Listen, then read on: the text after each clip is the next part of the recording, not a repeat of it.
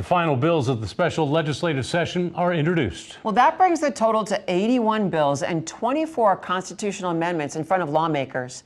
64 of those measures were introduced today. Senators held public hearings on 7 of the bills in the legislature's Revenue Committee, including one seen as an alternative to Governor Jim Pillen's plan. KETV News Watch 7's Andrew Ozaki has our coverage from Lincoln.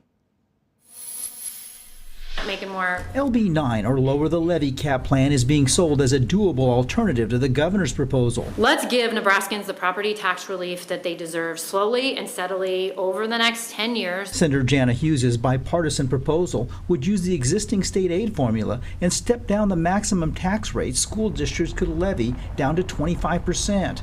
It's not the full takeover of funding the governor is calling for, keeps local control, and doesn't cost as much, $444 million the first year and $250 million the following years. I think that is very doable. It also allows districts to raise property taxes if the state doesn't meet its commitment. It takes a systematic approach for true property tax relief while protecting local control of our school districts. But Omaha Public Schools opposes the measure because it strips away part of the formula that gives additional aid to larger districts. It would be roughly a $40 million decrease in year one of the plan.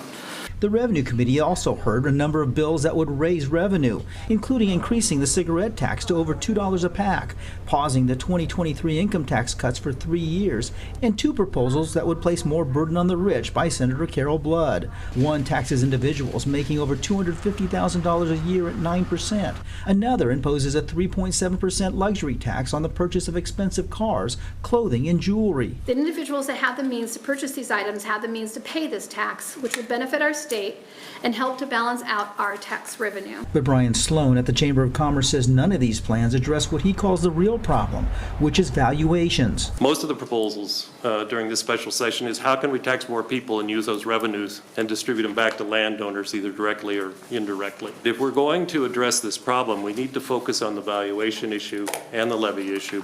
In Lincoln, Andrew Ozaki, KETV, News Watch 7. Well, there are new developments on the governor's plan. LB 1 was re-referenced to the Revenue Committee after being sent to the Government Committee last week. A public hearing is set for 9:30 on Tuesday morning.